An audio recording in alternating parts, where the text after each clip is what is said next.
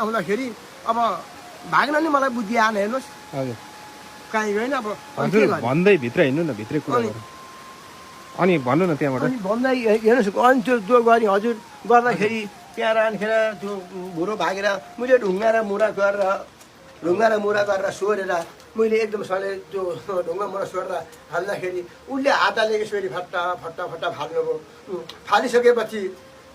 हेर्नुहोस् अब उसको जिउमा एकखेप पनि लागेन नलागिसकेपछि अब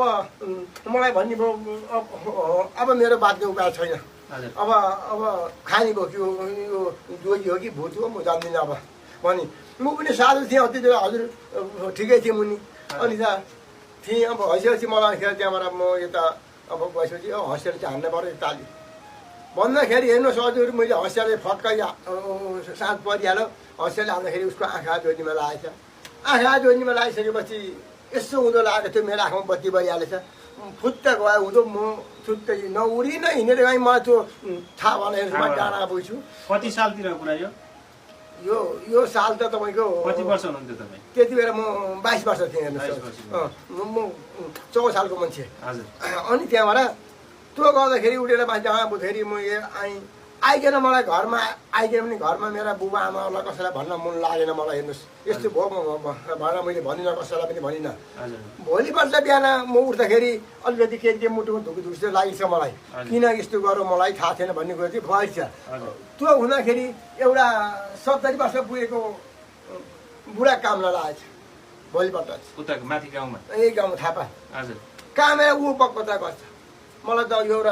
एउटा मनुखेले हँसियाले हिर्कायो मलाई त यस्तो गरेर मैले त्यो मनुखे लिन आएको थिएँ म त्यो मनुखेलाई म लगेर म त्यसलाई झाँक्री पुरा बनाएर चाहिँ म ल्याइदिन्थेँ तर मलाई हत्या ल्याएन भएन बक्छ बुढो हेर्नुहोस् अनि मलाई कम भएको छैन अनि बगेर उति त्यो गर्दाखेरि भोलिपल्ट अनि त्यहाँबाट झाँक्री खोजेर राख्दाखेरि त्यो झाँक्री हेर्न मलाई नि बोलायो मुनि गएको थिएँ हेर्नुहोस् हजुर त्यो झाँक्रीको घरमा गएर दाहिने खुट्टो मैले सगाएर मात्रै त्यस गएर टेक्ने साथै मलाई छोपिहाल्यो हेर्नुहोस् छोपेपछि मलाई चाहिँ के त मलाई चाहिँ उफारेर कक्का गुरु बनाइहाल्यो भनिसकेपछि 3 वर्षसम्म मुसीको त्यो हँसियाले हानेको घरमा देउता रिसाएर मलाई 3 वर्षसम्म केही गर्न दिएन बग्न दिएन अन्त गरेर खान नि पाइनँ मैले हेर्नुहोस् खान दिएन मलाई हेर्नुहोस् मलाई अन्त गरेर खाएको थिएँ रगतै खुनै उल्टी हुने खुनी आउने भयो 3 वर्ष पछाडि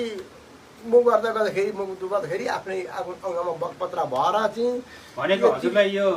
के महादेव उत्रेको मलाई यहाँको बनझाँक्री हो हेर्नुहोस् मलाई बनझाँक्री लिन आएको हेर्नुहोस् होइन अब उसले मलाई बनझाँक्री लगाएको भए पनि मैले बनझाँक्रीले मलाई खाने थिएन हेर्नुहोस् अब यो